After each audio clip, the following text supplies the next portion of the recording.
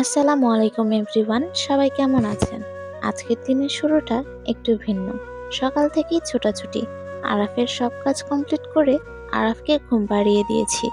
একটা বাচ্চাকে ঘুম পাড়ানো মানে শুধু চোখ বন্ধ করানো নয়, এটা একটা প্রশান্তি। ও যখন নিঃশ্বাস ফেলে মার বুকে ঘুমিয়ে যায়, তখন মনে হয়, হ্যাঁ, আজকের মতো প্রথম দায়িত্বটা ঠিক মতন পালন করতে পারলাম। এই যে দেখছেন, সে এখন নিশ্চিন্তে ঘুমাচ্ছে। ওর এই শান্ত ঘুমটা দেখলেই নিজের সব ক্লান্তি ভুলে যাই। কিন্তু ওর ঘুমের সাথে সাথেই আমার কাজের শুরু হয়। এবার ঘর গোছানোর যুদ্ধ। বাচ্চা ঘরে থাকলে কখনোই ঘর ঠিক থাকে না। এপাশ ওপাশ করে ফেলে দেয় সব। খেলনা, কাপড়, টিস্যু যা আছে সব ছড়িয়ে ফেলে। এখন পুরো ঘর গোছাতে হবে, প্রতিটি রুম ঝাড়ু দিতে হবে। ঘর পরিষ্কার শেষে এবার কাপড় কাচার পালা। ঘরে 2 বালতি কাপড় ভেজানো আছে, আর বাহিরে আরো 1 বালতি কাপড় ভেজানো আছে। মোট 3 বালতি কাপড়। সব কাপড়গুলো কেচে রোদে দিতে হবে খুব তাড়াতাড়ি, নয়তো ছোট দিনের বেলার জন্য কাপড়গুলো শুকাবে না। শীতের সময় রোদ হালকা হওয়ায় কাপড়গুলো ঠিক মতন শুকাতে চায় না। বাচ্চার কাপড় নিয়ে খুবই সমস্যায় পড়তে হয়।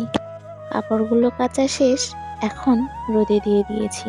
এদিকে আকাশও খুব একটা ভালো দেখাচ্ছে না, একটু একটু মেঘলা। জানি না আজকে কাপড়গুলো সব শুকাতে পারবো কিনা। আর ঘরে বাচ্চা থাকলে এমনিই বেশি কাপড় চোপড় জমে যায়। আর সাথে আজ বাসারও কিছু কাপড় চোপড় ছিল, সেগুলো সব কাচতে হয়েছে। কাপড় কাচার পালা শেষ করে এখন যেতে হবে রান্নার কাজে।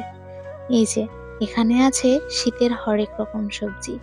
আলু, পটল, বেগুন, সিম, মিষ্টি কুমড়া, পালং শাক, বেগুন, এই সবগুলো দিয়ে আজকে রান্না হবে।